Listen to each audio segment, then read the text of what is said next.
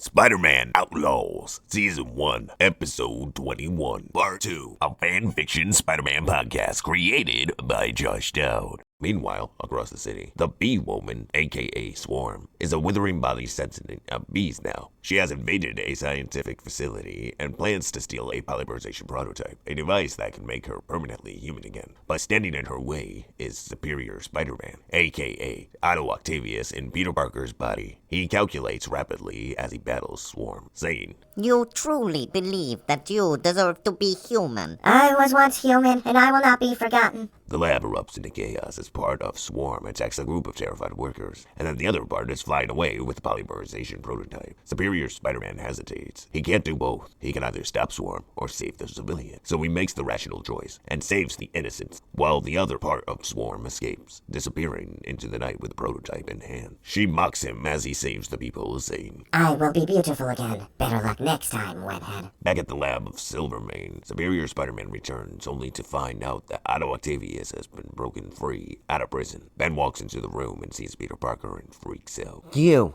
What the hell are you doing here? Calm down, Ben. My, look at how much you've grown in such a short time. Didn't expect to find you here, Peter. Or maybe I should have. Whenever there's an ego, you're not that far behind. Benjamin Riley. Or should I say Peter Parker? It depends on the week, doesn't it? I don't have time for your game. To the contrary, it's not a game. It's identity, purpose. You wear his face, my memories, and still ask yourself every morning, them, him. His face? You mean my face. Do you know what I mean? Do I? Because this whole time I've thought that there's something off about you. But eerily familiar as well. I don't know what you're talking about. I was just a kid when it happened, but I remember seeing Doc Ock switch bodies with Peter Parker. I'm surprised you were smart enough to figure it out. Isn't it funny, Mr. Riley? This whole time you compared yourself with him, and it hasn't even been the real him. It's been me. I don't know what I am, but I do know who you are. A parasite pretending to be something you're not.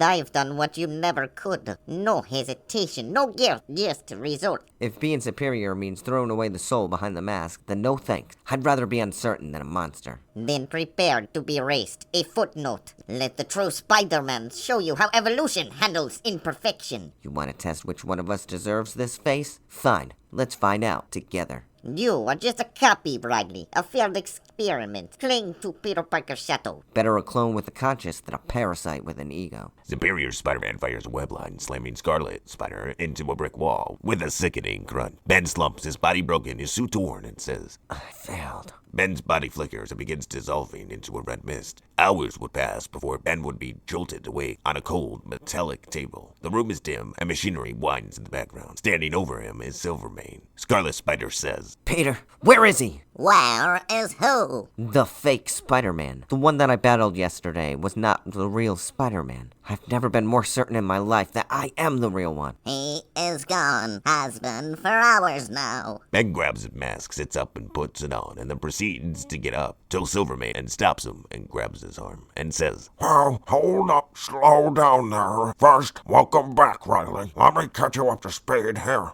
I pulled you from the edge of molecular collapse, so consider it a favor." Wait, why have you saved me? "Because something is coming, and even I know when to invest in spider stock." Suddenly, the alarms around Silvermane's house begin to blare. The walls shimmer, as if space itself is tearing. Outside, over in the skyline of New York, multiple black holes swirl ominously, pulsating with crimson and violet energy. Silvermane says, "What the heck? Could this be another invasion from the Qatari?" I think that dumbass hobgoblin did something he wasn't supposed to do. Or perhaps something was done to him. Wait a second. Look, the sky is bleeding. It looks like space is folding like paper. From different portals all around the city, different people emerge. One is a shadow that resembles a Spider-Woman with her hood up. Another one, we see an all-black suit with red lining. Another wears a derby hat and a trench coat. And then we see another one with curly tail. But also, a man with red eyes, white hair, and tendrils coming off of him, with like a spider-dragon symbol across his chest. Beside him is a man that was covered in red, from his hair to his shoes and accessories. But his eyes were yellow. And also a man made out of fire with purple eyes. They would hang out in the portal and watch. Several minutes would pass before Dr. Strange would arrive on the scene. He was clenching the eye of Agamotto as it pulsed his chest. He would say, "I faced demons, gods, and time itself, but I've never seen seen you. The name's Kroll.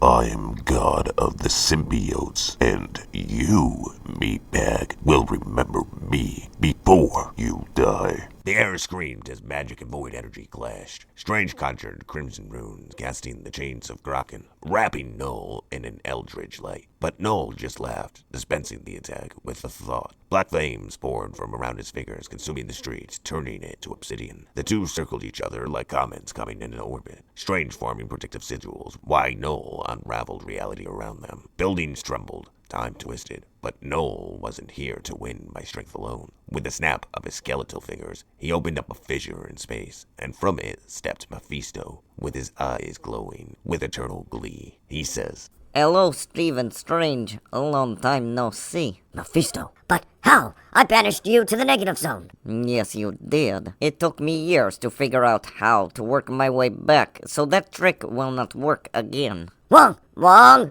Damn it! What is it, Sorcerer Supreme? Don't call me that. You make it sound like a meal from Taco Bell. But yes, hello. Use your eyes a little here. Help? Strange turned to counter Mephisto, forming a mirror dimension trap. But Null used the distraction to split past Dr. Strange's defense and entered the sanctum. Wong would see this and chase after him inside. Sealed within the vaults of the ancient power lies the Wind of Watum, a cosmic artifact of near-limitless magical energy. Null tore it free from its seals, but Wong would use magic to teleport the wand away from out of his hand. You think you are going to stop me? That's funny. You underestimate the servant. That was your first mistake. Wong stepped into the light, his face calm, but his stance ready. Ancient runes glowed along his arms. The sigils burned with layered wands. Tibetan, Atlantean, Kamar Tachan magic, woven into one. Noel tilted his head and said, Strange's shadow. Are you here to delay the inevitable? I'm here to finish what he started. Noel would strike first, as black fire leashed forward like a whip out from a void towards Wong, but he had already vanished. He blink-stepped behind Noel and smashed his palm into the demon's spine, unleashing a burst of pure light. As Noel stumbled, Wong was already guessing. By the blood of Krytok, the wisdom of the Vishanti, and the will of the earth, I bind thee! Chains of golden energy snapped around Noel's limbs, tightening like an intelligent serpent. Wong summoned the crimson bands of Krytok, layered them with the seal of Seafirm. Noel would say, You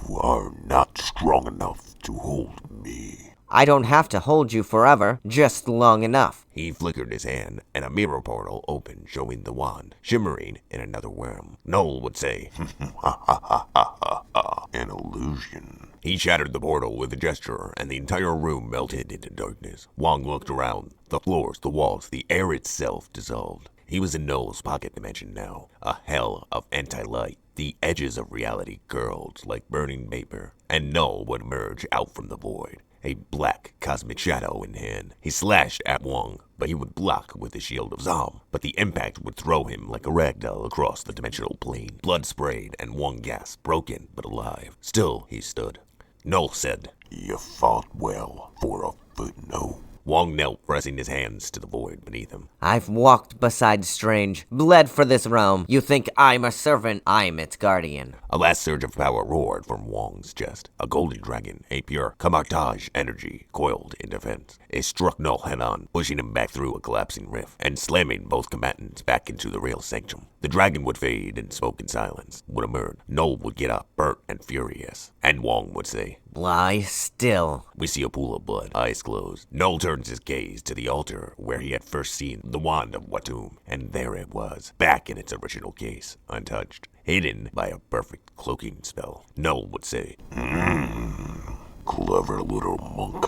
He would wisp himself over to the wand, now glowing with dominant ancient power. He turned to leave, never looking back, but behind him, in the broken dust and smoke, Wong's fingers switched. A faint flicker of chi glowed in his chest. He wasn't done yet. As Noel arrived at the wand of Watum, he would touch it, and the earth would shake. Outside, Strange had driven Mephisto into a corner until Noel reunited with him. With the wand in his hand, he unleashed a storm of raw sorcery power, combining void magic with arcane power. Strange would be blasted through his own protection wards that he had casted. He floated in the air, bloodied, and raised one final counterspell, the Vishanti Vortex. Mephisto would chant an incarnation, and Dr. Strange's magic would stop working. We see him turn into a frail, old man, and his fingers revert back to their normal broken crookedness. Mephisto and Null begin to move in unison towards Doctor Strange. As they get to him, a strike from Mephisto's claw would pierce Strange's side. A void lance from Null impaled his heart, and Wong would rush over to Doctor Strange and try to cradle his body. As he got to him, Strange's last breath came not with fear, but a whisper. Wong, protect them.